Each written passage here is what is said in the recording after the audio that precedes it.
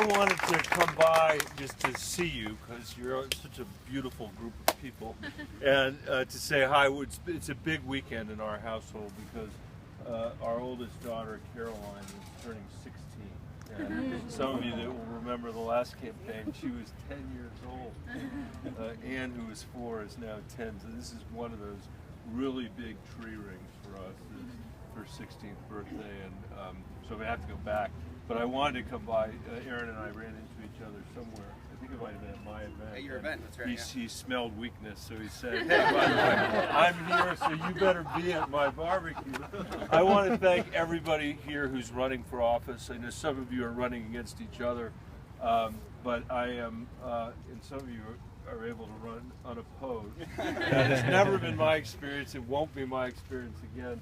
But I want to thank you for stepping up and running. I really do. This is a particularly ugly political season that we have, and it would be very easy to turn your back on it and say, I'm going to leave that to somebody else to do. But this still is a line of work where if you feel like you're making a difference that somebody else might not make, it's worth doing, even though people yell at you, and even though they scream at you, and even though Donald Trump is leading in the polls. We still live in a democracy, and we need it to work. And our democratic institutions in Washington are under particular siege right now. They're under siege from the Supreme Court's decision, Citizens United, the way that journalism has changed, the way our politics has changed. And there is an instinct among people, I think, to feel like they need to retreat to the very farthest edges of their political party, and that they can't work with the other side to actually create enduring solutions for America. And we got to change that, I think, because if those institutions continue not to work, that's going to leave us in a really tough spot when it comes to doing what we're supposed to do for the next generation of Americans and for the generation that's coming after that. And that's why all of you are out here today. For most of you, the decisions that we're making or not making are much more important to you, I would argue, than they are to my generation, because the work that's left undone is going to leave you farther and farther behind. It will come as no surprise to you to know I've traveled this beautiful state now for 6 years and spent the last August, as I always do, traveling all over, actually mostly in red parts of the state. We're a third Democratic, a third Republican, and a third Independent.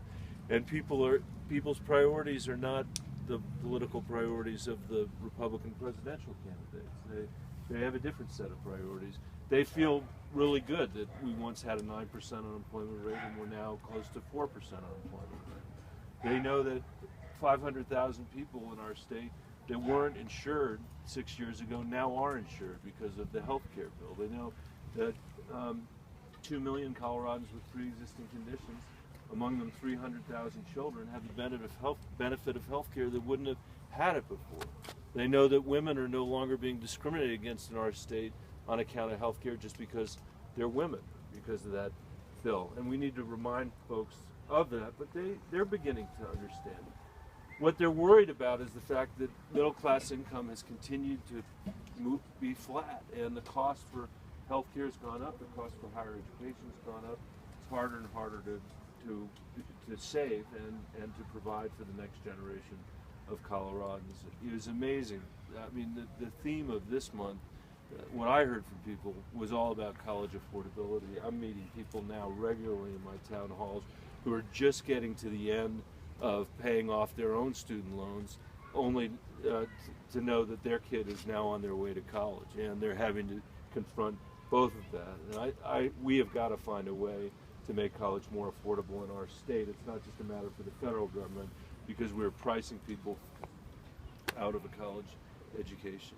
So I gave a longer speech than I even intended to, but I do think we are going to be able to make the case that we have, been productive in the use of this Senate office, that we've been able to have a number of outcomes that were very meaningful and very important for the state, and also some that haven't been accomplished yet, like the immigration bill, which we still have to get through the United States Congress to fix this broken immigration system. I was part of the Gang of Eight that negotiated that. That is a good body of work that I think the next president will be able to help get us done. we are going to have a rough campaign over the next 16 months or so, and it's not just my campaign and the other campaigns that are here, obviously, but a presidential election as well. And we need Colorado in order to hold the presidency. I think that we are going to have a candidate. I know where's our Bernie shirt somewhere? Bernie's, here's Bernie shirts, and we're going to have a great primary between Bernie Sanders and Hillary Clinton, and we'll rally behind our nominee, and I think we're going to win, but we can't win without winning Colorado, and that all starts not the week before the election, but here, today. And the doors you're going to knock on and the phone calls you're going to make are going to make a huge difference, and I think we're going to win this state. I really do. And I want you to know we will do absolutely everything we can to hold this Senate seat. I miss my friend Mark Udall terribly, and we've got to regroup, and we've got to make sure we hold on to it for another 6 years. Because it's not about me or the other candidates that are here, but the people that are working all across Colorado today to try to figure out how to provide for their family and move their family ahead and up the economic ladder. I'll leave you with one last story, actually, along those lines. I was in Aurora well, I'll leave you with two stories. So this is what I think about when I'm listening to Donald Trump. And it's stories like these. In Fort Collins, I'm the co-chair of something called the Caregivers Caucus, which we've just created to think about how we meet the needs of all the Americans and Coloradans that are providing care for loved ones in their families that are disabled, either because they have a disability or because they've grown old. And there are millions of people that have given up their careers, given up their income to provide for their families. And I had a woman up in Fort Collins say to me, Michael, that she said, I've been taking care of my mom who has Alzheimer's for a decade. And she said, I don't know whether it's actually going to happen or not, but next week I think I am going to have a diagnosis of early onset Alzheimer's. That's what she's struggling with. I was in Aurora the other day at a child care, not a child care center, an early learning center, and it was advertised as a meeting with parents. Well, the only parents that came were single moms. That's who came. There weren't dads there. And they told a story about how, all of them together, about how they had scraped and saved and did everything they could to get their kid into child care so they could either work to provide for the child or get an education to improve their job prospects.